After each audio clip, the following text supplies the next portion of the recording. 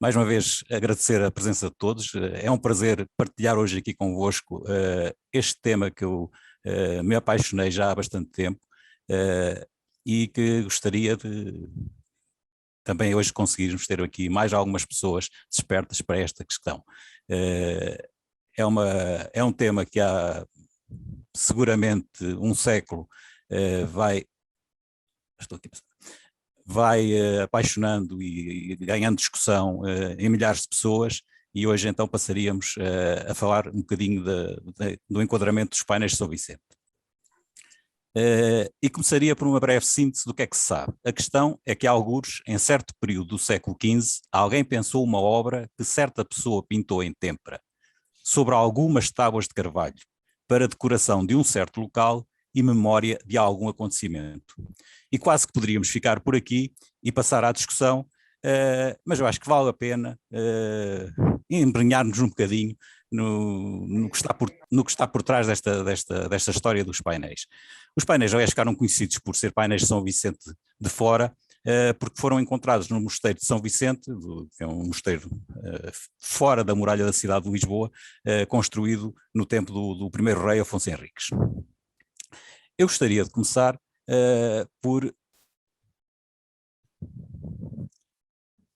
fazer aqui um ponto de ordem e percebermos que este quadro, antes dele praticamente não há nada. Portanto, eu diria que nasceu adulta a pintura em Portugal. Ao lado temos este senhor aqui, que é o Homem do Copo de Vinho, que esteve atribuída ao mesmo autor a que se pensa que foram pintados os nossos painéis. Hoje já não está atribuído, está no Museu do Louvre, e a Princesa Santa Joana, que está no Museu de Aveiro, que também é do Nuno Gonçalves, que é a irmã do João Quinto. Depois disto, durante cerca de meio século, regressou à infância e, portanto, os desenhos percebe-se que não têm a mesma qualidade técnica. Até que, no princípio do século XVI, aqui em Viseu, aparece ativo Vasco Fernandes. E Vasco Fernandes volta a levar a pintura portuguesa a um nível de excelência. Repare-se que na predela do Grão Vasco há 3 desenhos feitos pela escola do Grão Vasco e é notório que o nível qualitativo não é o mesmo do Grão Vasco. Gaspar Vaz, que é um discípulo dele, acaba por copiar um bocadinho o mesmo tema, e gostava aqui, em homenagem ao Brasil, chamar aqui a atenção para um quadro pintado por Grão Vasco em 1501, que faz parte de um retábulo que foi encomendado por o Dom Fernando de Miranda para a sede de Viseu, e um dos quadros é a apresentação dos 3 Reis Magos. Os 3 Reis Magos representavam até à época as 3 partes do mundo. Quando aparece o Brasil, aparece aqui a 4ª parte e o Grão Vasco atualiza-se imediatamente.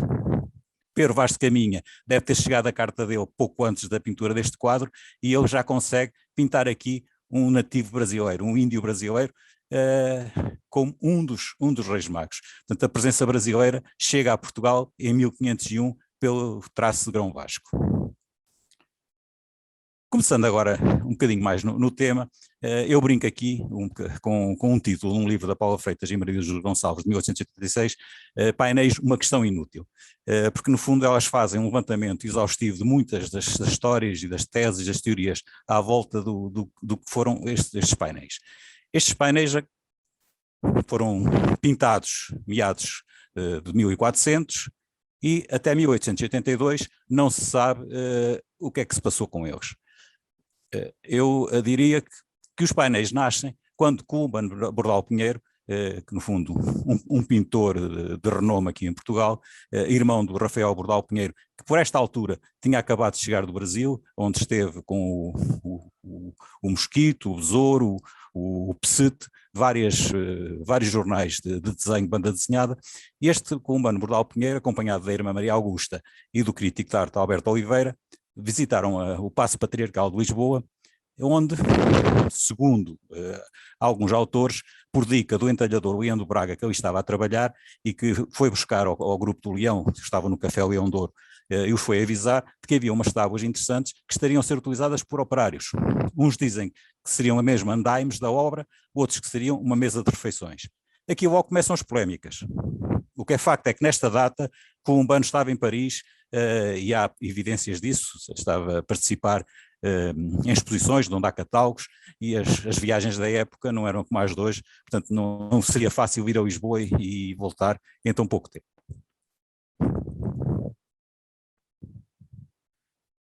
Mas se a descoberta física tinha ficado para trás, a descoberta científica acaba por ser feita por Joaquim de Vasconcelos, o marido de Carolina Michaelis, que em 1895, acompanhado de Ramalho Ortigão, José Queiroz e Urso de Metileno, visita os painéis, verifica a qualidade dela e publica vários artigos no Comércio do Porto em 1895. E aqui começa a dupla figuração de muitas das personagens que ali aparecem. Para ele, a figura principal é o rei Dom Duarte, representado por Santo Eduardo, que era rei de Inglaterra. Um pouco depois, Alfredo e Elviro dos Santos, no fundo o secretário do bispo de Lisboa, Dom José III, que tinha feito o casamento do rei Dom Carlos e que ainda era bispo nesta altura, reivindica em vários artigos do Diário de Notícias que foi ele que os descobriu e que até os colocou junto a uma janela do palácio. É interessantíssima esta troca de comunicações, de artigos de jornal, que era diária, e quando lhe chamam a atenção que junto a uma janela, junto com raios de luz, não seria o melhor sítio para os proteger, e ele replica, mas é o sítio onde se vê melhor. Em 1909, há a internacionalização dos painéis. Herbert Cook, um crítico de arte inglês, publica um extenso artigo na Burlington Magazine, onde reproduz excelentes imagens dos painéis e faz uma primeira análise deste trabalho. José Figueiredo acaba por ser o grande impulsionador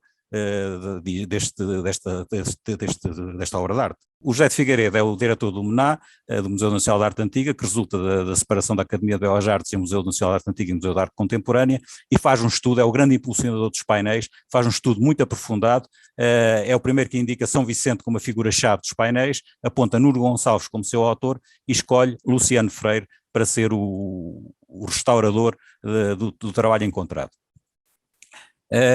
José de Saraiva, um professor de Leiria, em 1925, apresenta uma tese contestatária em que é o Infante Santa a pessoa principal e contesta a autoria do Nuno Gonçalves.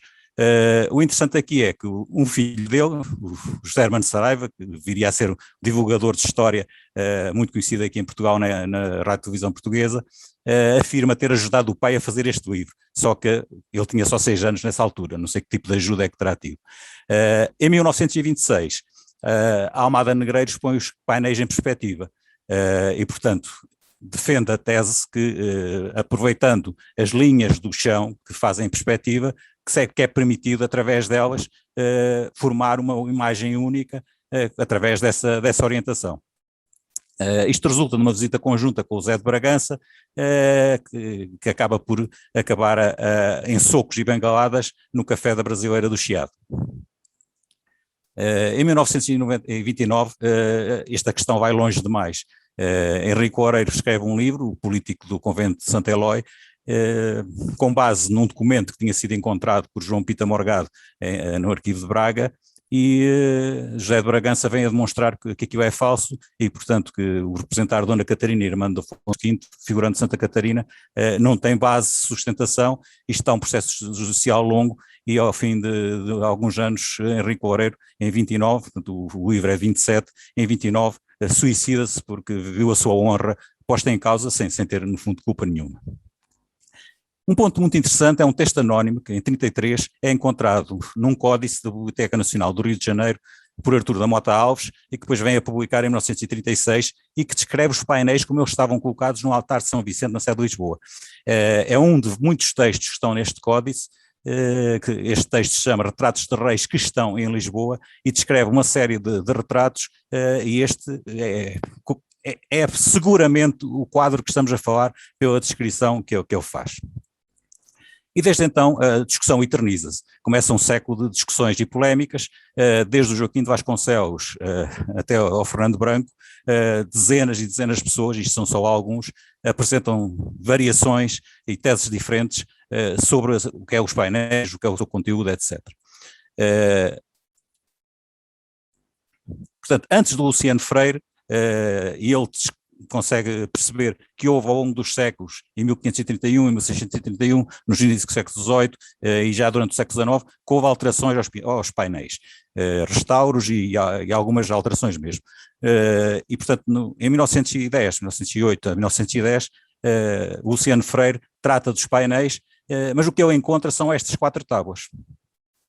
Repare-se que elas foram adulteradas ao longo do tempo. Este véu que acompanha a continuidade daquele lado e este são falsos e, portanto, resultaram desta junção de painéis. Portanto, ele conclui que isto não eram 4 painéis, mas sim 6. Além disso, há bigodes pintados em algumas pessoas, completamente fora da época, que também são retirados. Há um bigode, que é o bigode do Homem do Chapeirão, que ele não retira, porque não se consegue perceber se existia ou não no desenho inicial e, portanto, ele decide manter este bigode. Outras coisas são alteradas, há uma rede sobre o painel dos pescadores que claramente é uma pintura posterior, é uma rede que até é de pescador, mas parece metálica, não acompanha o tecido, portanto, mal feita tecnicamente, e há também, segundo outras teses, uma figura, esta criança, que terá sido alterado o rosto para figurar mais tarde o príncipe Dom Afonso, que viria a morrer num acidente de cavalo, filho de Dom João II. Portanto, após Luciano Freire, o restauro é concluído na primavera de 1910, em 6 de maio eles são apresentados, e portanto passam a ser 6 painéis. Portanto, cá temos o que tínhamos antes de Luciano Freire e o que passámos a ter depois. Portanto, Joaquim de Vasconcelos, em 1895, 4 painéis, com José de Figueiredo, ele arruma-os entre 2 trípticos. 1926, como já vimos, José de Bragança e o Almada Negreiros, que é o detentor desta tese, arruma-os de forma de um político único, através do ângulo, e depois lá Sança em 27, Fernando Espinosa em 62, são só alguns exemplos. Em 56, Manuel de Figueiredo diz que eram 3 típicos, um a nobreza, outro o clero, outro o povo. Julieta Marques põe-nos em frente uns aos outros, Clemente Baeta mais recentemente põe-nos em 4 paredes diferentes e até diz que são da capela de São Miguel. Uma tese alternativa será, no fundo, ler o documento que foi encontrado no Códice do Rio de Janeiro, em que eles estão na Capela Mor da Sé, à mão esquerda do altar e em cima da sepultura dourada do corpo de São Vicente, e que estão 3 de um lado e 3 do outro. Portanto, esta será a hipótese provavelmente até mais credível, porque há um testemunho do século XVI que nos diz que eles estavam assim. No fundo, o que subsiste até hoje é a organização geométrica, não só pelos riscos do pavimento, mas também até pela largura dos painéis. Os painéis centrais têm 128 centímetros de largura, os 2 médios, pescadores e cavaleiros, têm 60 e os exteriores têm 64. Portanto, até 1940, eles estiveram no Museu da Arte Antiga em 2 painéis, em 2 trípticos independentes. Na exposição de 40 subsiste a opinião do Almada Negreiros e passa a ser um político. Quando regressam ao Mená, há uma discussão tremenda. João Couto, o diretor, não aceita, quer que mantenham como sempre estiveram. É preciso o Ministro da Educação fazer um decreto para eles ficarem assim e pronto, até hoje é este o posicionamento dos painéis. São 60 figuras que estão nos painéis, mas são 1001 personagens. Só um enquadramento muito rápido para percebermos qual é que podem ser as personagens que aqui estão. Dom João I acaba por ser eleito rei de Portugal, é o primeiro rei eleito, porque o João das Regras conseguiu convencer as Cortes de Coimbra de que todos os candidatos eram bastardos e, portanto, sendo todos bastardos, poder-se-ia escolher aquele que melhor estaria posicionado, e Dom João I já era o regedor do reino. Eu julgo que as tropas do Nuno Alves Pereira estarem em Coimbra nas últimas filas destas cortes também devem ter sido um fator persuasor para este tipo de decisão ser tão unânime. Dom João I, antes do casamento, tem um filho, Afonso, e depois, quando se casa com Filipa de Lancaste, volta a ter um Afonso que morre novo, e depois tem os da ínclita geração, Duarte, Pedro, Henrique, Isabel e João.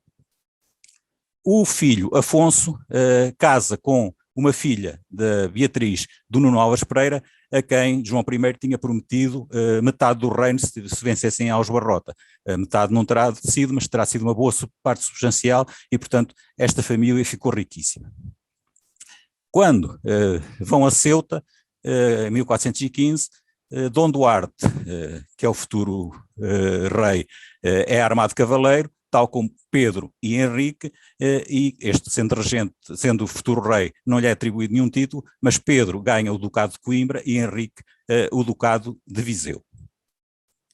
Quando Dom Duarte chega ao trono, acaba por haver uma pressão muito grande, principalmente de Henrique e de Fernando, que é o futuro Infante Santo, que queriam ir nova expedição tipo Ceuta para, por um lado, o Fernando ser armado de cavaleiro, o Henrique com o espírito medieval para converter à fé cristã, mas quer o rei Dom Duarte, quer Dom Pedro são totalmente contra, e mesmo o irmão João também é totalmente contra. No entanto, o infante Dom Henrique e o irmão Dom Fernando aproximam-se da mulher que é espanhola, Leonor de Aragão, de Dom Duarte, e convencem-na a convencer o rei, prometendo que tudo o que tem, quer Henrique, quer Fernando, que deixam tudo ao irmão Dom Afonso V, portanto filho da rainha Leonor e do Dom Duarte, Fernando, que acaba por ficar com, e perfilham mesmo em vida do rei, e vão a Tanger, que acaba por ser um desastre, é onde fica o Infante Santo fica preso, e Henrique regressa, e é no fundo um tema que está em torno destes painéis. Quando Dom Duarte morre, estranhamente deixa em testamento que é a rainha Leonor que ficará na regência, o que era contra todas as normas à época. Os irmãos Pedro, que seria o regente por natureza, e o povo de Lisboa sublevam-se, e acaba por haver aqui uns tempos conturbados, e a dona Leonor acaba por fugir para a Espanha, para junto dos irmãos, e acaba por pouco tempo depois, misteriosamente, morrer envenenada. Dom Pedro assume a regência, e tem um passado notável. As ordenações afonsinas, por exemplo, são de Afonsinas porque era de Afonso V, mas são responsabilidade dele. Um grande impulso nos descobrimentos também é da responsabilidade dele, mas há aqui um problema. O irmão Afonso, sendo bastardo e mais velho, achava-se com direito a ter o trono, e portanto há aqui umas guerras intestinas na família, e o Dom Afonso acaba por se aproximar do rei Afonso V. Quando ele já começa a ser maiorzinho, ele ainda chega à maioridade, e ainda pede ao tio Pedro para continuar, que não se acha capaz, mas 2 anos depois, por influência do tio, acaba por afastar o Dom Pedro. Há aqui umas zangas, e isto acaba numa batalha de Alfarrobeira, com o Henrique, o Afonso, ao lado do Afonso V, e o Dom Pedro morre nesta batalha de Alfarrobeira. E a partir daqui nunca mais vai haver paz entre estas 3 famílias. Portanto, a linha de Bragança, a linha de Viseu, porque o tal filho que ficou com a fortuna do Henrique e do Fernando casa com uma linha que vem do Dom Afonso, com esta Beatriz, e acabam por ter um património maior do reino, acaba por estar aqui em Viseu. E Dom Afonso V acaba por ser um rei fraco, e cede a estas pressões todas do outro lado. Do outro lado, há um filho, Conde de Orém, o Afonso, e um filho mais novo, Fernando, que também vai passar à frente nessa nossa história, e este Dom Fernando, que acaba por ser o legado do Duque de Bragança, é o segundo Duque de Bragança, porque o Afonso morre antes do pai, está do lado de Dom Pedro, mas há aqui sempre guerras intestinas. E o Afonso V acaba por cumprir um acordo antigo, e casa com a filha de Dom Pedro, embora o Dom Afonso queria que esta Isabel que fosse casada, e aqui isto também cria algum frisson, que acaba por casar com o tio João, e que vem dar também esta linha. É nesta altura da Batalha da Alfarrobeira, em que o Afonso V, no fundo, mata o sogro, Isabel morre pouco depois, e sobra o filho de Dom João II, que é criado por uma irmã de Dom Pedro, uma irmã mais nova, uma filha de Dom Pedro, uma filha mais nova, e ela vai-lhe contar a história toda do que é que fizeram ao seu avô. E o Dom João II, quando chega ao trono, tem uma afirmação interessante, que é: o meu pai só me deixou as estradas, o reino todo pertencia a estas 2 casas. E portanto é isto que vai dar com que ele acaba por mandar matar por traição Dom Fernando II, os irmãos dele fogem para a Espanha, o Dom João II matam em boneco e ele, quando sabe da notícia, morre também. No fundo, estamos a ver que é cunhado, é casado com uma irmã da mulher do Dom João II, e depois mata mesmo o Duque de Viseu pelas próprias mãos em Setúbal, que é irmão da mulher. E é assim que depois vai acabar por ser Dom Manuel, irmão também da mulher de Dom João II, que vai ficar com o reino, porque, embora ele queira que seja Dom Jorge. É neste contexto, e daqui para baixo seria também tão interessante como esta primeira metade. Mas vamos continuar. Quem são os personagens? De facto, são 60 personagens em 10 metros quadrados, que muita tinta fizeram seguir. E, portanto, há inúmeras teses que demonstram um a um quem são as diferentes personagens. Esta, por exemplo, do Seruca, é por questões de protocolo, portanto, foi buscar os protocolos existentes na época para identificar as personagens, e depois, para cada rosto, há inúmeras possibilidades, quase tudo vale para identificar as pessoas, e para cada nome também há inúmeros rostos e pessoas prontamente conhecidas, o João da Regas, cá falámos, o Fernão Lopes, Gomes Genes Zorara, todos estes já apareceram como candidatos a estar nestes quadros. No entanto, há aqui já uma primeira divisão, quando Dagoberto Marco, em 88, que trabalha no MENA, no Museu Nacional de Arte Antiga, apresenta um livro fundamentado que apresenta uma hipótese para como estaria o retábulo de São Vicente, e diz que defende que o homem do chapeirão é o rei Dom Duarte. Dagoberto Marco é o pai de um conhecido humorista e radialista, o Nuno Marco, mas isto do chapeirão se chamar Duarte não é nenhuma brincadeira, como vamos ver. A S. Marques defende que é a família real, portanto, o rei Dom Duarte, portanto, corroborando a tese anterior, o filho Afonso V, rei seguinte, e João, que seria João II, a mulher de Dom Duarte, e a Isabel, filha de Dom Pedro, portanto, é uma das hipóteses. Ainda a S. Marques defende, pelas ordens de cada um é mestre, que estes são os infantes, os 4 infantes da ínclita geração. Depois há teses pós-Braganças, mas, por exemplo, José de Figueiredo diz que são os 3 primeiros duques, Afonso, Fernando I e Fernando II, José de Bragança já diz que é o primeiro duque e os seus 2 filhos, e Jaime Cortesão já diz que é o segundo duque e os seus 2 filhos. Portanto, como vemos, há lugar para tudo. Nesta tese, por um lado, os Javis, o ramo legítimo da dinastia, e por outro lado, o ramo bastardo. Esta tese de José de Almada Negreiros, eu chamava já a atenção, ele já identifica no Homem de Vermelho, no painel da relíquia, João Álvares. Mais tarde voltaremos a falar disto. Julieta acaba por falar da tomada de Ceuta, também a família real.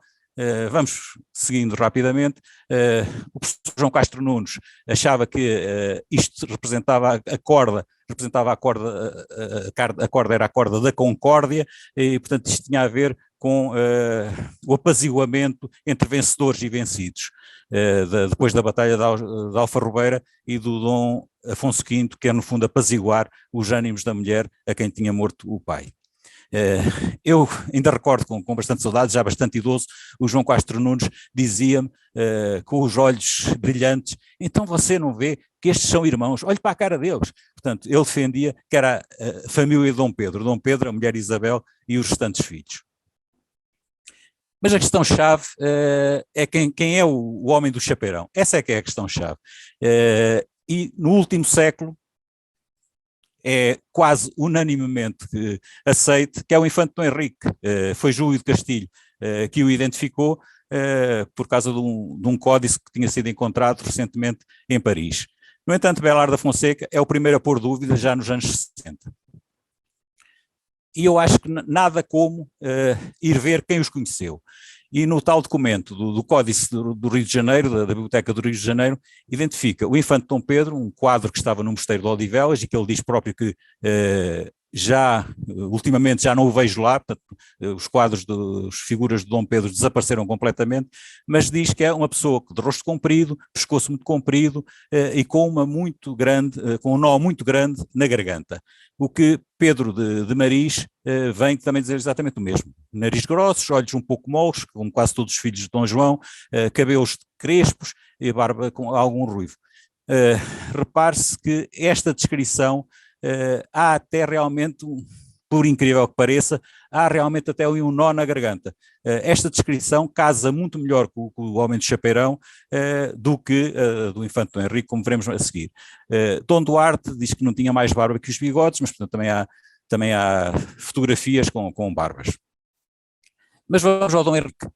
Estatura de corpo de boa grandeza, é o próprio Gomes de Yanes de Zurara, o seu historiador, que o conheceu, e portanto que homem de carnadura grossa, de largos e fortes membros, cabelo algo levantado e de cor de natureza branca, mais por continuação do trabalho do que pela sua forma e idade. Portanto, repare-se que esta figura corresponde exatamente à descrição que o Gomes de Yanes de Zurara nos faz.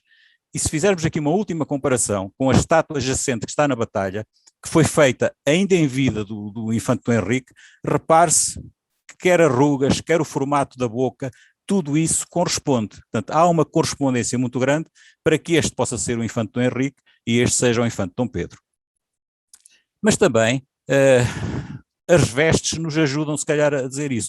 Repare-se que nos desenhos iniciais, esta figura estava vestida militarmente, tinha um capacete da época, tinha armamento militar, e é a forma como normalmente o Infante Dom Henrique se fazia sempre passar como militar. Era um homem que era esse o seu desígnio, era um cavaleiro, nunca casou, vivia para a fé e para as suas tarefas de cavaleiro. E o estranho, que se pode explicar porque é que de repente ele fica de roxo e com um série de outros símbolos, é que o Dom Pedro tinha andado pela Europa, já tinha recebido a Ordem da Jarreteira em 27, o Dom Duarte em 35 e o Infante Dom Henrique em 42. Portanto, tinha acabado, por esta altura, de ser nomeado da Ordem da Jarreteira. Portanto, terá querido representar-se com essa farda, em vez de ser a farda militar. Por outro lado, o Dom Pedro é que andou na Europa, fez uma viagem, esteve na Borgonha onde negociou o casamento da irmã, onde o Filipe o Bom usava quer o tipo de chapéu chamado chapeirão, quer o próprio corte de cabelo a chamorro, que ele também usa. Repare-se, como eu disse, não havia bigode no desenho inicial, e havia mais outros pormenores que falaremos a seguir. Portanto, esta é a prole do Infante Dom Pedro, que foi por escrita, tirando a Filipa, que ficou para cá e ficou a cuidar do Dom João II. Todos os outros tiveram que fugir depois da Alfarrobeira, e foram todas pessoas notáveis, chegaram a ser reis, mas muitos morreram pouco depois envenenados.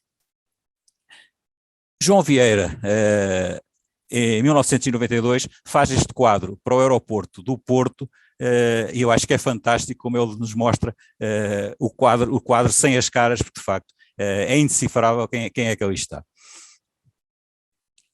O Francisco de Holanda identifica Nuno Gonçalves, pintor de El Rei Dom Afonso, que pintou o retábulo da Sé de Lisboa, é-nos dito por ele, e identifica como um dos grandes pintores da época. Reparem que faz uma lista que chamam Águias, onde põe Miguel Ângelo, Leonardo da Vinci e Nuno Gonçalves. Portanto, Nuno Gonçalves existiu e há documentação sobre isso, existiu e viveu nesta época, foi mesmo nomeado cavaleiro pelo rei Dom Afonso. Agora, os painéis.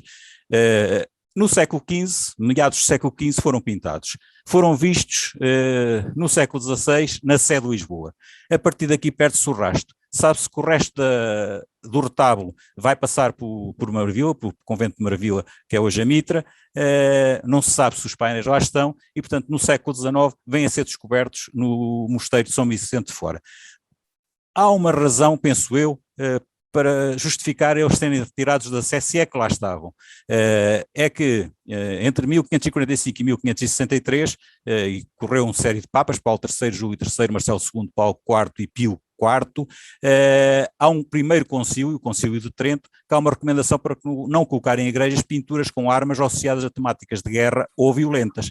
Ora bem, isto foi, acho que é uma boa justificação para eles terem sido escondidos. Repare-se que só no tempo de João XXIII e Paulo VI, dos anos 60, é que volta a haver um novo concílio ecuménico.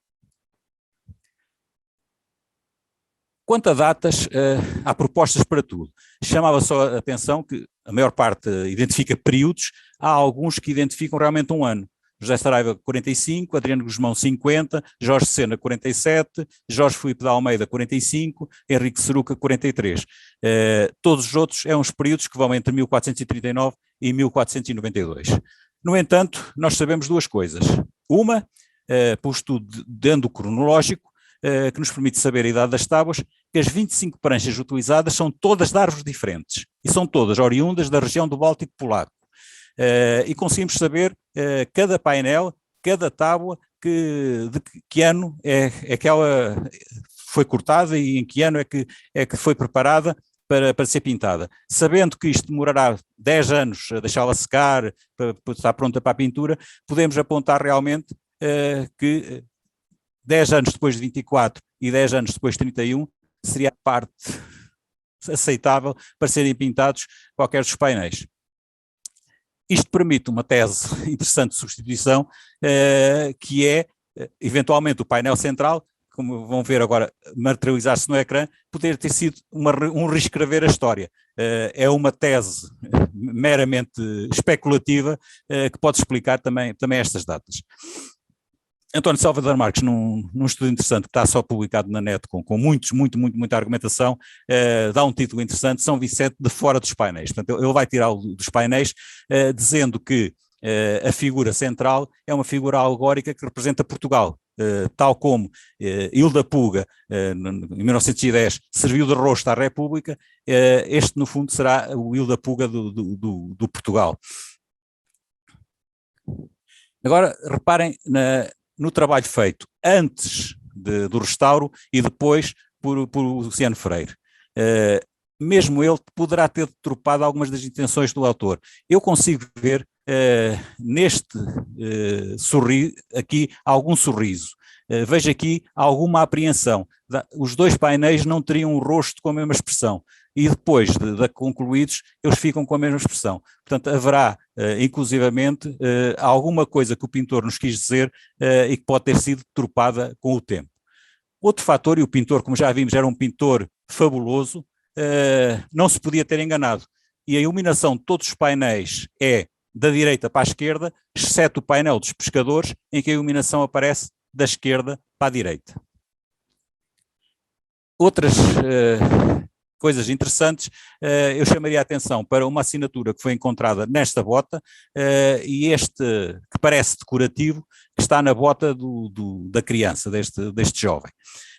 E para isto também há teses para tudo. Jorge Filipe de Almeida vê aqui Nuno Gonçalves, portanto, próximo da assinatura do pintor, mas Salvador Marques diz Afonso V mais Isabel. Salvador Marques diz que o que está aqui escrito é Isabel mandou pintar, Jorge Filipe de Almeida consegue ler aqui assinatura, signo, portanto assinatura de Nuno Gonçalves no ano de 445. Já falámos, isto pode representar concórdia. No período do Estado Novo houve até artigos que diziam que este seria um antepassado de Salazar. Por exemplo, nos Três Pescadores há aqui um triângulo de cor diferente que à primeira vista não se percebe, é a cor do terceira personagem, portanto há 3 tons de verde nestas personagens. O tal capacete que foi esquecido na pintura final, cintos a tiracolo, há inúmeras... Há uma tábua, que é o único sítio do painel em que não há nenhum rosto, em que alguém já viu nos nós, aqui não se percebe, tem que se ver em alta resolução, que nos nós já conseguiu ver aqui o mapa de Portugal. Este pormenor é muito interessante, eu chamo a atenção para ele. Os 3 frades, 2 estão de branco e 1 está de creme. Haverá objetos escondidos, pode ser este senhor que tem o barrete na mão. Há muitas questões que não são resolvidas. Este pormenor também eu chamo a atenção para ele, está no desenho e ficou no desenho final. O homem que tem uma vara, a vara não é única, ele tem a mão no topo da vara e a outra parte segura a segunda parte da vara. Portanto, parece-nos, se não virmos com atenção, que é uma vara única, mas não, são 2 varas. Estas 2 figuras também têm a mesma cara, com um muito magro e outro muito gordo. O que é que será isto? Uma apologia da exaltação dos triunfos guerreiros, uma mensagem de apaziguamento nacional, uma homenagem posta ao infante Dom Fernando. As questões continuam eternamente. Seria uma encomenda de Dona Isabel e já então Duquesa da Borgonha para reabilitar o irmão, seriam os próprios irmãos Pedro e Isabel para glorificar Dom Fernando, seria o infante Dom Pedro para marcar o final do período de regência, Dom João II para a promoção do seu filho natural Dom Jorge, Dom Afonso V para corresponder à vontade de Dona Isabel como painel da concórdia. Epá, podíamos continuar aqui o resto da noite a encontrar teses. Repare-se que muita coisa ficou no tinteiro. Eu chamo a atenção apenas só para 4. Isto é o desenho que se consegue buscar, que o pintor fez inicialmente, antes de pintar, e eu chamo a atenção só para estes 4 pontos. No desenho inicial, a figura que vimos atrás pode ser Dom Pedro, abraçava o que pode ser o rei Dom Afonso V. Portanto, havia uma proximidade quando este desenho foi feito. Depois da alfarrobeira, essa proximidade desapareceu, e portanto a mão também desapareceu e passou a estar de mãos postas. Esta figura estava com um joelho, estava ajoelhada, passou a estar só com um joelho, e tinha, atenção, tinha também um chapeirão pendurado, portanto também podia usar chapeirão, pode ser outra pessoa que usasse chapeirão. Tinha um papel na mão, que pode ser um testamento ou um contrato de casamento, e o papel na mão também desapareceu. Portanto, há sempre dúvidas e questões que ficam por responder. Então, porquê é que se acha que é o infante Dom Henrique? Porque em 1837 foi encontrado um códice em Paris que tinha esta figura, e o códice é a crónica do Gomes de Anos de Zurara, que tinha, no fundo, faz os descobrimentos desta década. Eu vou-vos só mostrar a primeira edição em português, o próprio diz, vertida do inglês. Esta edição tem aqui a figura, mas repare-se, se compararmos com o Códice de Paris, ela aqui também já está invertida. Portanto, a primeira edição portuguesa já inverteu. No Códice de Paris, o fato habitou à feminina. Portanto, no Códice de Paris há algo que não está bem. O infante Dom Henrique foi uma figura esquecida durante 4 séculos. É Richard Henry Major, que em 1868 escreve em inglês e recupera, como inglês que é, e devido à linhagem de Dom Afonso do Infante, que recupera, e depois este livro é publicado em 1876 em Portugal, e repare-se, vou agora aqui comparar e este já fica, embora seja um desenho com alguma falta de qualidade, mas recupera a posição que estava no Códice. Atenção que o Códice tem as Crónicas dos Feitos de Guiné, mas também tem o Tratado da Virtuosa Benfeitoria, escrito pelo infante Dom Pedro. E eu vou passar à frente, porque há uma tese muito interessante que desmonta completamente e que pode chegarmos à conclusão que esta figura será de Dom Pedro, mas ficaria para outra oportunidade. Meia dúzia de curiosidades telegráficas. Os painéis também estiveram no cinema, tal como o filme de Manuel de Oliveira para o Colombo, que tivemos aqui há pouco tempo, também fez um sobre os painéis, em que os painéis são o próprio figurante principal, e foi preciso mesmo fazer um duplo, uns painéis duplos, para as cenas perigosas, onde os trauliteiros de Miranda dançavam em frente aos painéis. Na banda desenhada, desde 1926, que já apareceram um livro giríssimo com desenhos de Francisco Valença e humorístico, até coisas mais recentes, obras volumosas. Belar da Fonseca, um advogado que nos anos 60 faz um trabalho notável de vários volumes sobre os painéis, e agora mais recente, Clemente Baeta, que se declara a partir da Olga admirador que foi com os programas de televisão dos anos 60 do Belar da Fonseca, que ele se interessou pelo tema, e saiu agora recentemente, já vai em 7 volumes, portanto já ultrapassou o mestre. E até coisas curiosas, que quase seria o Fernando Peça a poder dizer uma coisa destas. Há também autores que põem o Nuno Gonçalves, nascido na minha terra, eu fico muito orgulhoso com isso, Nuno Gonçalves de Góis. E se ficarmos com dúvidas, é só ir ao MNA e tentar tirar estas dúvidas. No entanto, eu gostava de vos apresentar, os painéis têm umas irmãs, as tapeçarias de Pastrana. São nascidas na mesma época, têm o mesmo pai, Nuno Gonçalves, que fez os desenhos para as tapeçarias, e tiveram o mesmo padrinho divulgador, o mesmo José de Figueiredo. estiveram em Lisboa em 2010 e foi uma experiência fantástica, fui lá várias vezes para as poder admirar ao vivo. Reinaldo Santos faz depois o primeiro livro em 24, com os desenhos e com o descritivo do que elas são. Elas, no fundo, são uma banda desenhada do século XIV e de um pormenor tal que as armas que são aqui representadas, muitas vezes isto é usado como fotografia para se fazer estudos sobre as armas da época. E elas representam, no fundo, a investida de Dom Afonso V com a conquista da Arzila, desde o desembarque, tem aqui as várias cenas na primeira tapeçaria, a de baixo, que vocês não veem o título, é a tapeçaria do cerco já da Arzila, depois o assalto a Arzila e a de baixo a entrada em Tânger, onde entretanto os mouros tinham fugido e portanto já não houve propriamente luta. E no fundo tem balões de tudo, no texto temos a descrição de tudo isto, é uma verdadeira banda desenhada.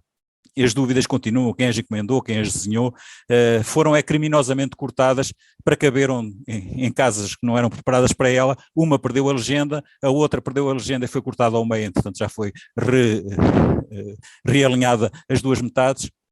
E, portanto, elas estiveram em Sevilha, junto com os painéis pela primeira vez, depois voltaram a estar em Lisboa em 1983, na 17ª Exposição de Arte, que alguém dizia que era a 10ª péssima, e finalmente em Lisboa, numa fantástica exposição, A Invenção da Glória.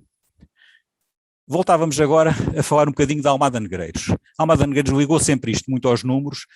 Numa primeira visita aos painéis, com Santa Rita Pintor e com Amadeu Sousa Cardoso, tiveram um êxtase tal que juraram dedicar as suas vidas aos estudos dos painéis. De tal forma, quando saíram, passaram por barbeiro, raparam sobrancelhas, o cabelo e ficaram missionários dos painéis. Ele ficou sozinho, porque Santa Rita morria de tuberculose em abril e o Amadeu morria da gripe espanhola em outubro, e portanto este encargo de missionário dos painéis ficou nos ombros da Almada. Já falámos disto, com José de Bragança, visitam e acaba às bengaladas, mas é onde os painéis ficam em perspectiva. Mais tarde, em visita ao Mosteiro da Batalha, Leopoldo de Almeida e José Cortês, com o Almada Negreiros, começam aos pulos histéricos a gritar, e o Almada dizia é aqui, é aqui, é aqui. E do nada abraçaram-se e o Almeida ficou com a certeza completa de que o Nuno Gonçalves pintar estes painéis para este espaço, e com outro quadro que também está no Museu Nacional de Antatuga, que é o Ecce Homo, quadro que a Almada considerava ser a mais bela pintura do mundo. Esta epifania na batalha, ele fez inúmeros desenhos, há muitos trabalhos do Almada sobre isto, sempre com geometria para tentar provar que isto era daqui, só que já se provou posteriormente que o Ecce Homo foi pintado 100 anos depois dos painéis, portanto não podia ter sido pintado para aqui. E portanto o Almada até ao fim da vida falou dos painéis, mas nunca sobre o ponto de vista histórico, sempre, segundo ele, de um ponto de vista numérico, ele gostava muito dos números. Um homem que nunca deveria ter vergonha de confessar que roupas, na verdade é como dizer, por outras palavras, que hoje é mais sábio do que era ontem. Eu vou fazer aqui um pequeno intervalo que vai-nos permitir perceber o que é que vamos ver a seguir. Eu fui convidado para apresentar um livro sobre a história da Companhia do Papel de Góis, com um enquadramento histórico, e fiz uma apresentação de 38 slides.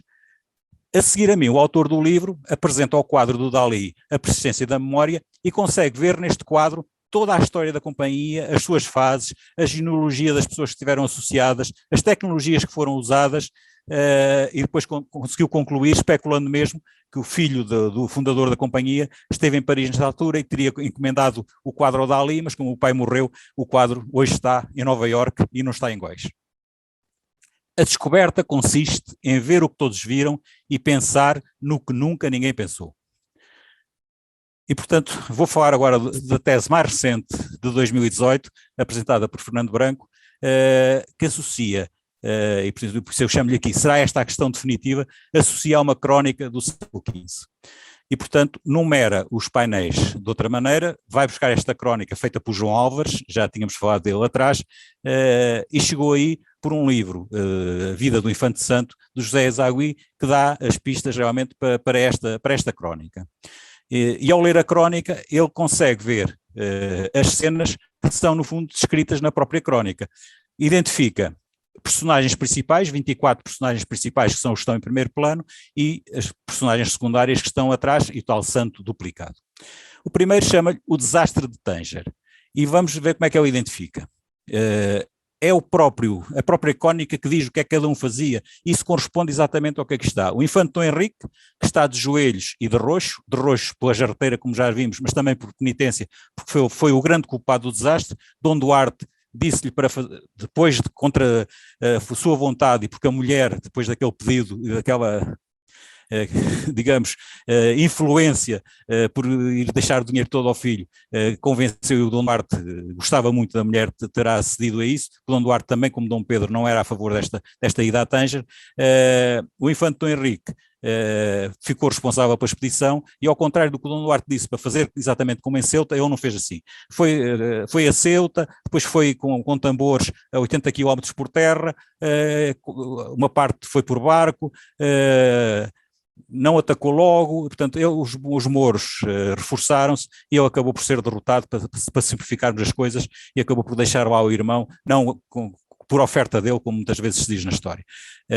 E portanto ele é um dos comandantes, é o principal comandante, é o capitão da expedição e comandou a frente, é o culpado do insucesso.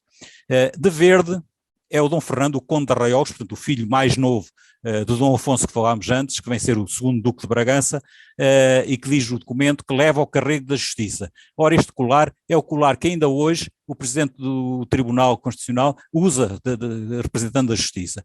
O infante Dom João foi o segundo comandante, ficou no Algarve com a frota de reforço, caso corresse mal, mas quando foi já não chegou a tempo. Repare-se que estes dois estão com luvas brancas, porque eles eram contra, portanto, diria que o pintor não está a dizer, eles não foram culpados, está a ilibá-los, eles foram contra a expedição, mas como respeitaram as instruções do rei e vieram nela. Finalmente este é o Infante Santo, a forma da barba, até neste reflexo pode-se aqui ler muita coisa, portanto, estes são os responsáveis da expedição. Ele está sem espada, porque vinha para ser armado de cavaleiro, todos os outros têm espada, e é o outro responsável da expedição. O segundo painel é a glorificação dos cativos.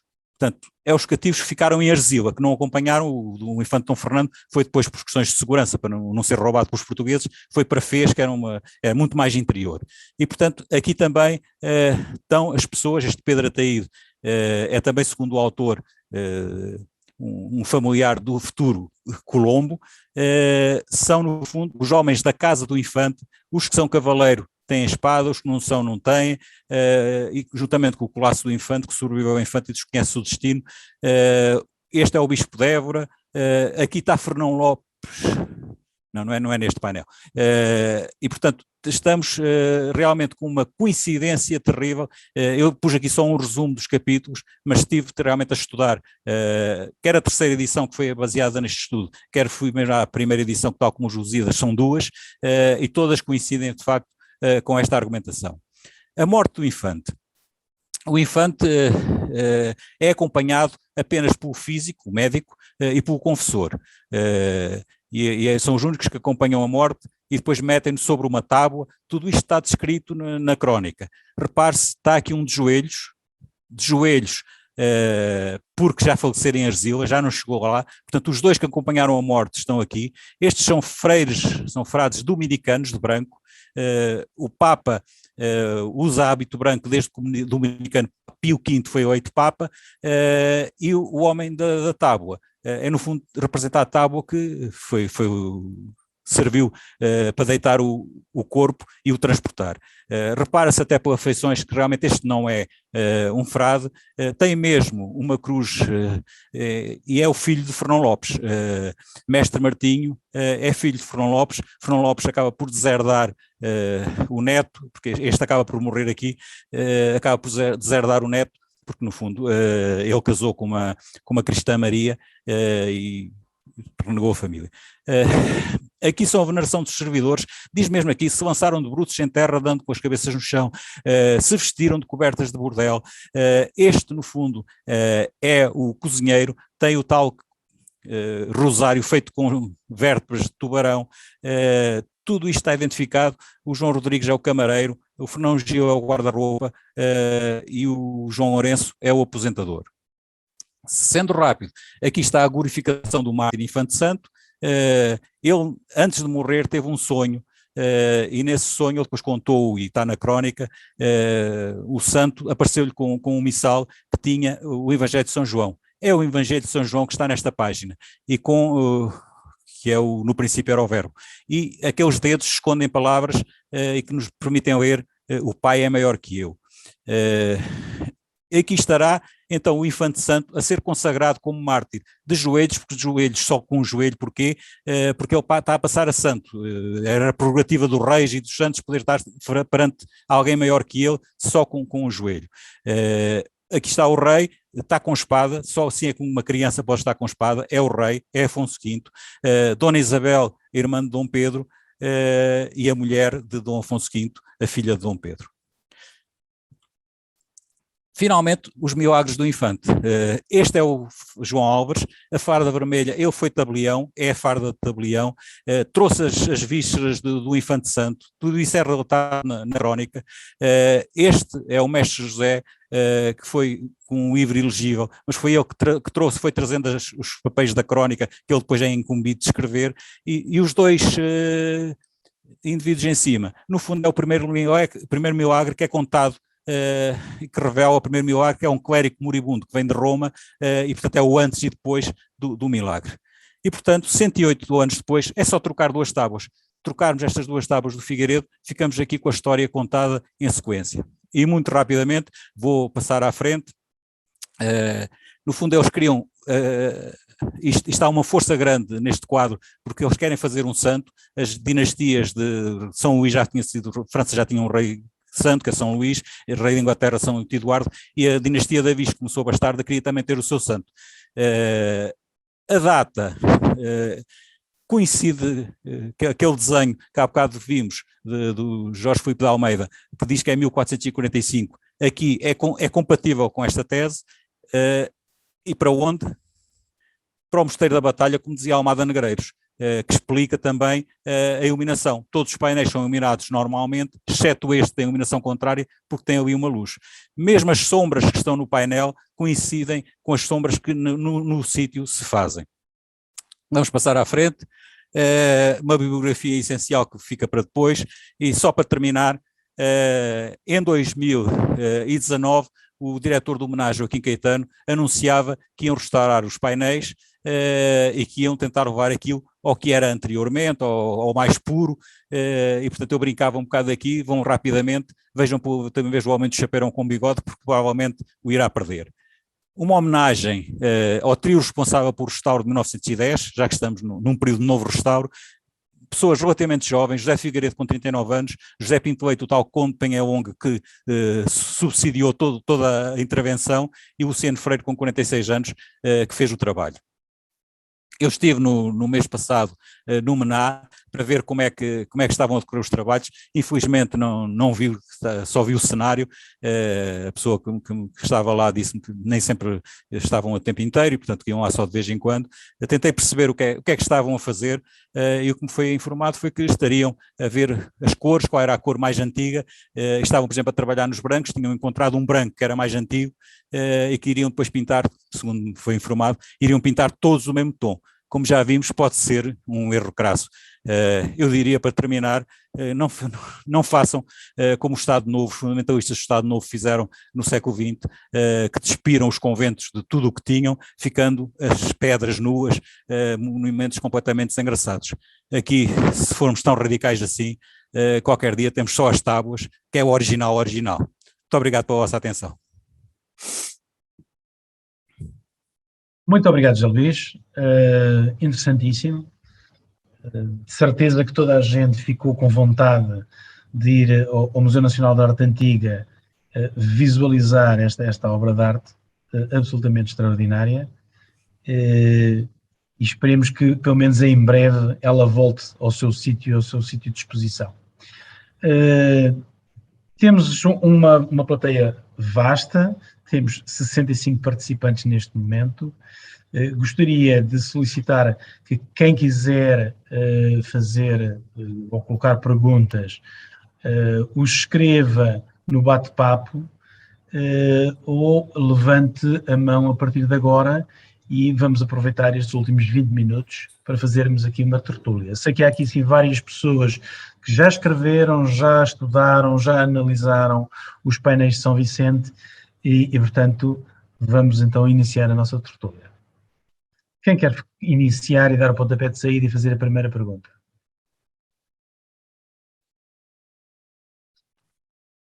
Rui Carita. Muito boa noite. Boa noite a todos. Eu devo ser dos poucos da época dos painéis.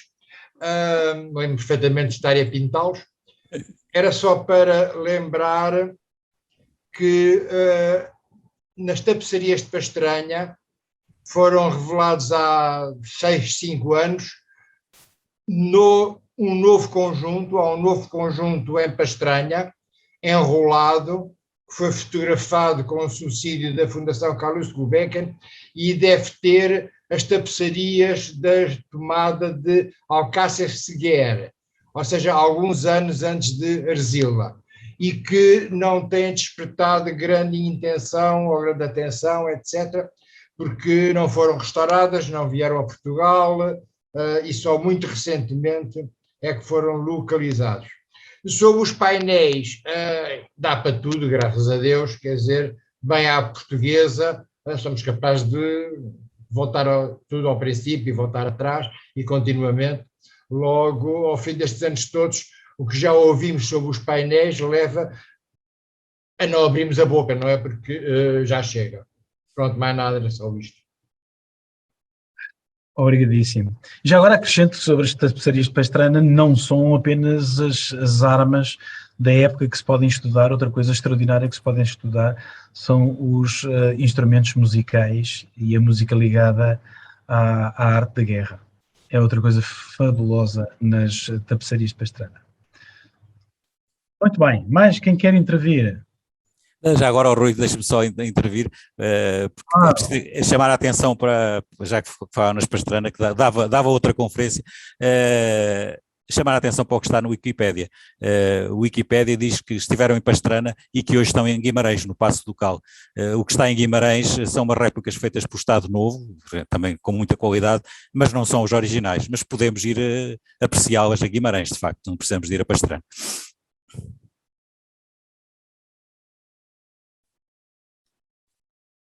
General Barrento, não quer intervir?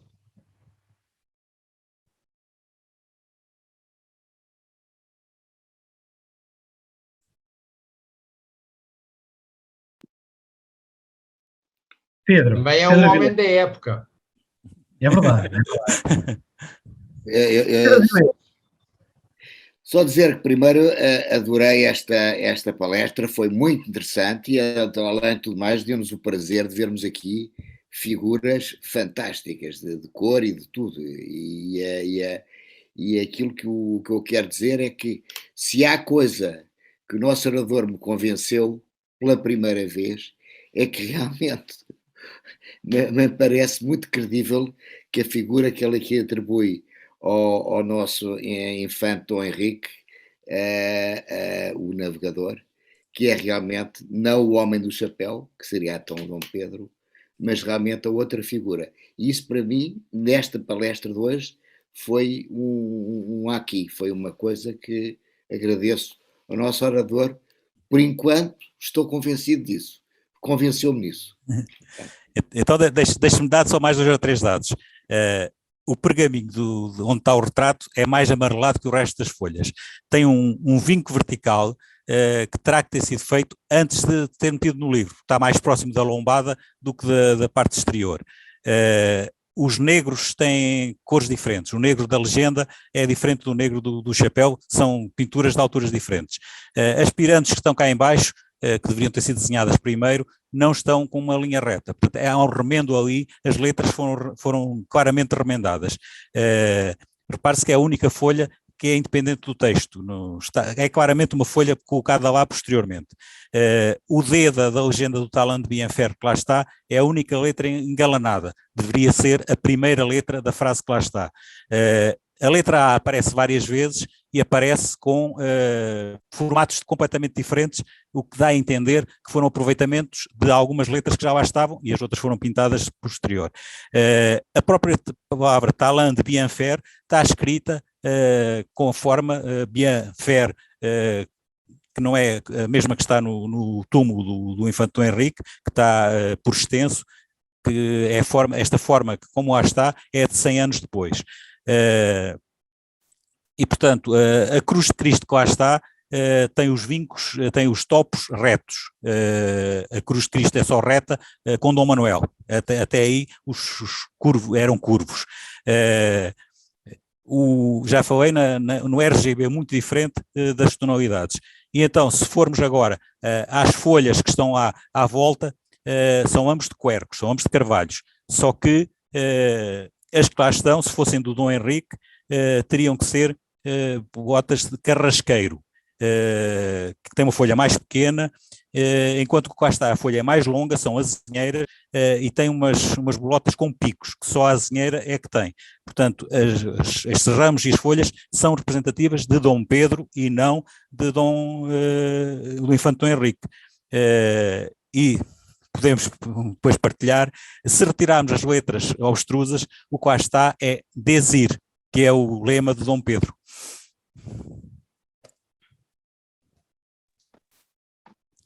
Muito bem.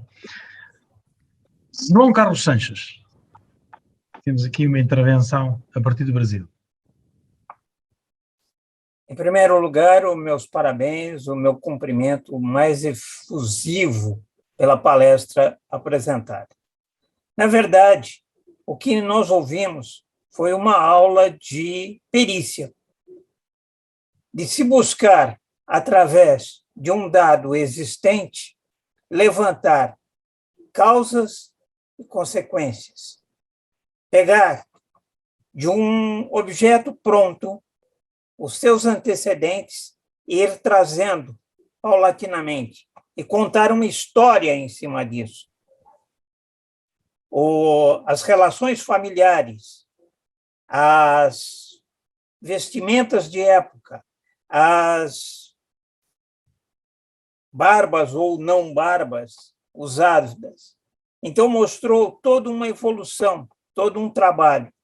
Quem, a partir de agora, for ver esses quadros, terá a oportunidade de vê-los com muito conhecimento, com muita informação. Parabéns, professor José Luís. Obrigado. Mas já agora, deixa-me ver, vale a pena vê-los ao vivo, de facto, é uma obra notável. A pessoa perde-se horas a olhar como é possível criar uma obra tão magnética, que nos atrai, porque continuamos a dizer isto, eu não estive lá, não falei com ninguém, todos estes atores também não. Repare-se que mesmo hoje a gente assiste duas pessoas que veem a mesma coisa, se falarmos depois individualmente, se calhar ouvimos versões completamente diferentes. Imagine-se nós que estamos a ver uma coisa que alguém fez há séculos e que muitas das coisas que foram escritas, como o caso do Gomes Gianos de Zurara, que era um lacaio, um funcionário da Casa do Infante. E, portanto, nada disto nos pode ser dado totalmente como certo. Temos de ver sempre com olhos críticos e, portanto, nunca teremos a verdade absoluta. Mas é este percurso já vamos quase em século e meio desde que os painéis foram redescobertos em São Martinho de Fora, em São Vicente de Fora, com tanta polémica, as polémicas vão continuar. Agora, o que fica sempre é a beleza que o pintor nos deixou, e essa eu espero que não seja defraudada com a intervenção, que eu não sei exatamente o que é que vai ser feito. Os painéis que estão têm a história também dos anos que passaram sobre eles. Um ponto importante que não houve tempo de debater é realmente a história do nosso João Álvares, que não era freire quando foi com o infante Dom Henrique, era o seu secretário, e que depois se transforma em freire quando vem para cá, traz as relíquias, que são as entranhas do infante, que esconderam, isso está tudo escrito na crónica, que esconderam debaixo do tabuado, e depois ele consegue as trazer, e mais tarde é ele que vai receber a ossada, quando a ossada é recuperada. O infante Henrique ainda é vivo, acompanha essa ossada com o rei Afonso V e vão pô-la na batalha. A história do João Álvares dava também outra história. Ele depois vai a Borgonha falar com a irmã de Dom Pedro, Dona Isabel. A Dona Isabel encomenda-lhe uma série de coisas para tornar santo o irmão.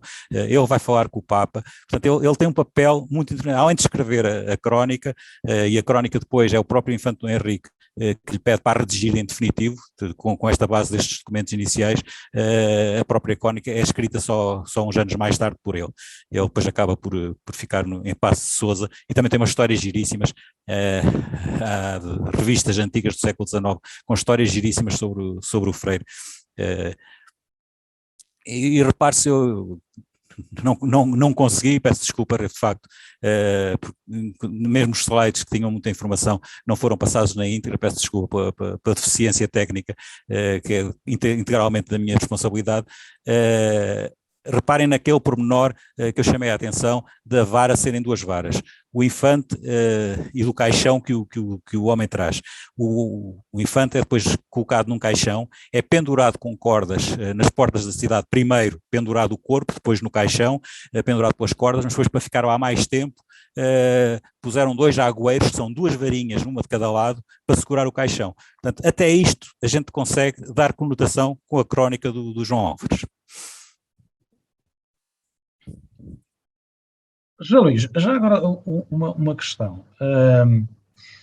Não há registro, isto, como é óbvio, isto aparece no século XIX, não há registro sobre as andanças e volandas em que estes painéis andaram ao longo dos séculos. No entanto, uma coisa é um facto, é que eles foram preservados, necessidade, obviamente, de recuperação e de restauro, mas sobreviveram a um terremoto de Lisboa e sobreviveram ao passar dos séculos. Há alguma perspectiva ou algum estudo que faça um bocado a sequência de por onde é que eles andaram? E se eles hipoteticamente deveriam estar no sítio que aqui assim foi desvendado, não é? Porquê é que não ficaram lá? Ou porquê é que não estão lá? Eu sou amante de história, não sou historiador e, portanto, não tenho acesso a esses documentos, mas julgo que eles não existem. O que eu sei, tanto quanto eu sei de facto, os painéis foram claramente pintados. Há 2 épocas, uma tese que defende esta época, por volta de 1450, e a outra que põe 1460, 1470. Pelos personagens, por tudo isso. Uma das questões que é posta em causa é, por exemplo, as armas. Há uma tese que diz que as armas, as espadas que lá têm uma proteção de mão que só aparece nos anos 70 desse século. No entanto, há estudos que mostram o contrário, que já existia antes e muito antes. Portanto, há sempre estudos pró e contra. Agora, é um desconhecimento do que é que aconteceu a eles de facto. Salvaram-se do terremoto porque de facto foram retirados, se é que estiveram, tudo indica que sim, é o único documento que nos parece, portanto a gente não sabe para que é que foram feitos, para onde é que foram feitos, não, há trabalhos do Nuno Gonçalves que estão documentados, que ele fez contrato, tudo isso está documentado. Sobre os painéis não há documentos nenhuns, e eles estariam na Sé nessa altura, aceitando aquele testemunho do contrato com Mota Alves no Brasil, e depois a partir daí sabe-se que o retábulo da Sé passou pela Mitra, mas não sabe se os painéis lá passaram. Portanto, aparecem depois, e esta história também poderá ser um bocado especulativa, de que realmente estariam a servir de andaimes, mas de facto não se conhece.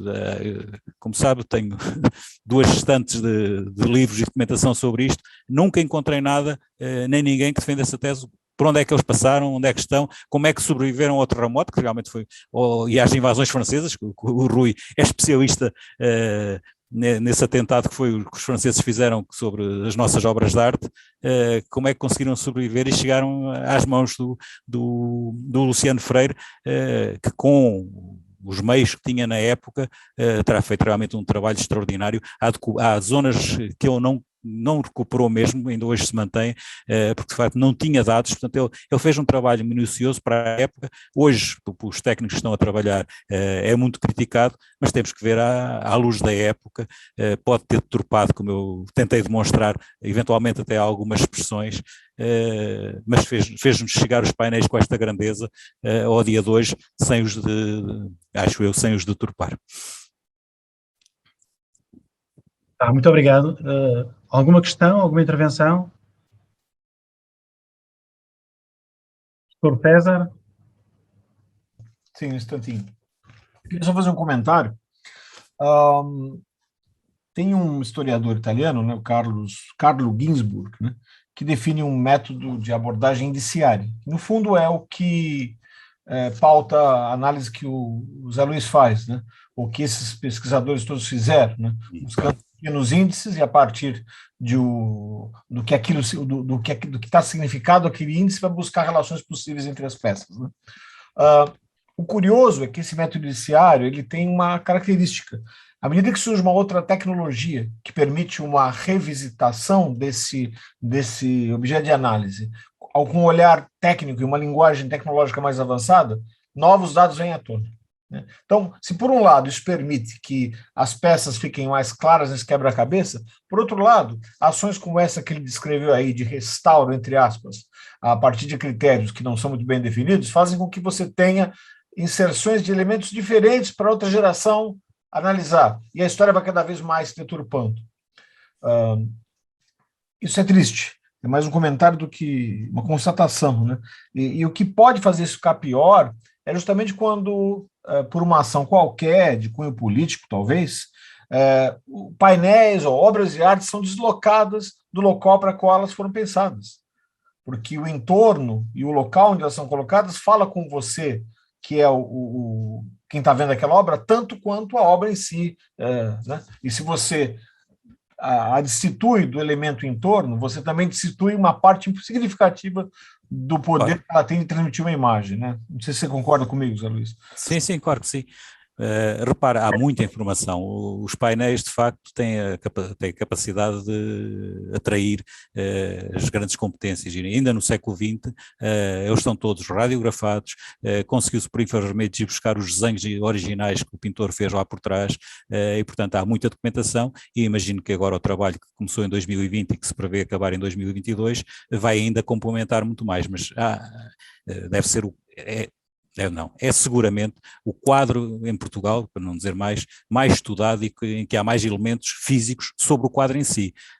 As dúvidas estão a jusante e a montante, o que é que fez acontecer e o que é que se pode extrair dele. Mas, de facto, é uma obra-prima que vale a pena admirar, e era essa a minha intenção de hoje. Quero só reforçar aquilo que disse. De facto, esta investigação não é minha, esta investigação é no último século, dezenas e dezenas de pessoas, e ficaram aqui muitas que não couberam, houve muitos slides que eu tive que tirar e outros que ainda não fiz, que trabalharam e que perderam muito tempo, ou ganharam, neste caso. Deves ter dado muito gozo a estudar este tema, porque está muito associado. Isto é um retrato da época, claramente é um retrato da época. As personagens não estão ali por acaso. Isto está tudo pensado. Repare-se, por exemplo, está lá o Fernão Lopes e está com um livro na mão. 1450 é quando chega a Portugal o primeiro livro em formato de tipografia que o Gutenberg tinha acabado de inventar. Portanto, ele não é inocente ter um livro na mão, está lá para nos dizer qualquer coisa. E, portanto, fico muito satisfeito ao partilhar convosco esta minha paixão, ter conseguido mais adeptos para admirarem esta obra. Está aqui história, está aqui um bocadinho de todos nós. Muito bem. Muito obrigado. A Rosana tinha aqui sim uma intervenção. Rosana? Boa noite. Na verdade, a fala agora do César me contemplou em boa parte, porque eu ia justamente questionar quais outras análises laboratoriais, essas pesquisas analíticas que utilizam tecnologias avançadas, e hoje em dia a gente trabalha não só com imagens, raio-x, fluorescências de ultravioleta e várias tantas, mas também a análise dos pigmentos, com técnicas analíticas não invasivas, né, que a gente costuma chamá-las de não destrutivas. Então, você consegue, muitas vezes, com os diversos pigmentos e analisando a composição deles, estabelecer, inclusive, os períodos em que eles possivelmente foram aplicados, que você consegue, muitas vezes, por uma composição química de uma cor, saber que tal aglutinante ou pigmento não foi usado num determinado período. Eu fiquei muito feliz com a forma como ele apresentou e como eu acho que, de fato, essas informações se casam muito bem. Eu acho que a gente não pode ver a ciência separada de uma análise que tem um olhar apurado. Por mais que você tenha inúmeras técnicas analíticas a seu favor, e elas são muito boas quando bem aplicadas, elas só têm sentido se você consegue associar a outras informações. E esses outros olhares, a apresentação de hoje foi muito rica, porque ela, além de fazer esse apanhado geral, né, de tantas análises, ela continua dentro do que a gente considera, eu pelo menos considero que é muito importante numa pesquisa, é quando ela não encerra. Ela é boa quando ela não se encerra, quando ela continua gerando mais questionamentos e a gente continua analisando. Então, se eu tenho uma pergunta, é se nesse novo momento o senhor sabe se estão nesses tipos de análises laboratoriais que vão para o estudo dos pigmentos, eu acredito que provavelmente estejam, se o senhor tem conhecimento sobre isso, e, no caso, realmente destacar que a ciência e o olhar do homem têm que trabalhar conjuntamente. Parabéns, eu gostei muito dessa, mais uma vez. Obrigado. Muito obrigado. De facto, este nosso encontro de hoje era mais sobre a temática e mais sobre os painéis em si e não sobre o ponto de vista técnico. Do ponto de vista técnico, sabemos que isto é uma têmpera e, portanto, logo isto nos dá dados da época e há muita informação e o que estão a fazer agora, e felizmente não esconderam os painéis, ao contrário do que estava enunciado quando eu brincava ali, que era a última oportunidade de os ver assim. Não, estamos a continuar a vê-los porque o restauro está a ser feito no local onde eles estão habitualmente no museu. Portanto, o visitante do museu pode ir lá, como se viu na minha fotografia, estão lá os aparelhos, eles estão neste momento, de facto, exatamente, a analisar as cores, os pigmentos, é esse o tipo de trabalho, não tenho muitos detalhes mais específicos, mas é esse o tipo de trabalho que está a ser feito neste momento, para eventualmente depois estudar como é que vão atuar. A informação que tenho é que o principal problema hoje é a intervenção do Luciano Freire, que está muito degradada, está muito craquilada, está muito partida, mas isso pode realmente ser visto e essa é a parte positiva desta intervenção, é terem fechado com um vidro aquela zona onde os painéis habitualmente estão e criaram ali a oficina. Portanto, os painéis não saíram do sítio, chegou a estar prevista usar, olha, o duplo que foi feito para o filme de Manuel de Oliveira, deixar lá o duplo e levá-los para restauro, não. Então, são os originais que estão lá à vista e ser restaurados e está acessível, aquilo que também já existia, que está lá um ecrã, uma mesa digital gigante que permite aumentar, ver a história, tem muita informação sobre os painéis, portanto, ir ao MNA para ver os painéis não é só ver os painéis, permite viajar sobre a história dos painéis, vê-los em mais pormenor do que se estivermos ao pé deles, porque tem imagens de altíssima resolução que conseguimos aumentar nesse ecrã e ver os detalhes pormenores atuais, no estado em que eles estão atualmente.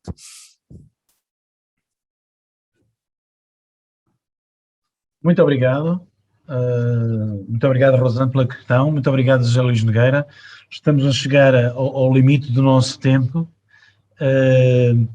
Penso que podemos dar por terminada uma excelente noite, uma excelente tertúlia, com muita informação e talvez uma das obras de artes mais polémicas, se calhar, da arte mundial, das mais discutidas, das que mais disputas e questões têm sido levantadas e cuja investigação tem sido, nestes últimos 140 anos, uma coisa absolutamente excepcional. Professor César, antes de eu fazer a apresentação da próxima tertúlia, passo a palavra e depois eu lanço o convite para a próxima. Bom, na verdade é só uma fala de encerramento, agradecer a todos. Eu queria fazer um comentário, que é o seguinte: quando acaba, depois da tertúlia, que a gente dá o boa noite a todos aí, a gente espera um pouco, em geral a gente vai tirando as pessoas que não estão com a carinha, que estão só o nome, tá? Então eu já me desculpo antecipadamente se por acaso a gente acabar derrubando alguém que ainda esteja presente naquela conversa que a gente tem um pouquinho depois, tá? Então, por favor, se alguém quiser ficar um pouquinho mais, conversar, sempre tem uns 5 minutos que a gente fica, apareça, senão a gente acaba derrubando, depois eu me sinto mal de ter, semana passada acabei derrubando alguém aí, não sei quem foi, e fiquei mal com isso, então me desculpe. Agora a gente vai passar para o Rui, eu vou deixar que o Rui encerre, já agradecendo a todos e convidando para daqui a 15 dias a palestra de uma pessoa que é muito importante para a arquitetura e para a preservação de patrimônio brasileiro. Mas eu vou deixar o Rui apresentar. Muito obrigado, e então eu vou fazer já o lançamento da próxima tertúlia, começando também por agradecer a presença de todos. Tivemos a certa altura 66 pessoas aqui assim na tertúlia, muitas mais vão de certeza a partir da próxima semana visualizar o YouTube. Temos já vídeos com muito mais de 400 visualizações, que é um número impressionante. Façam favor de passar quer o link do YouTube das tertúlias, quer os convites que vão chegando, não há limitações relativamente a isso. Muito obrigado pela vossa presença, e então passaria a apresentar aquilo que vai acontecer dentro de 15 dias. Mais uma vez, vamos alternando.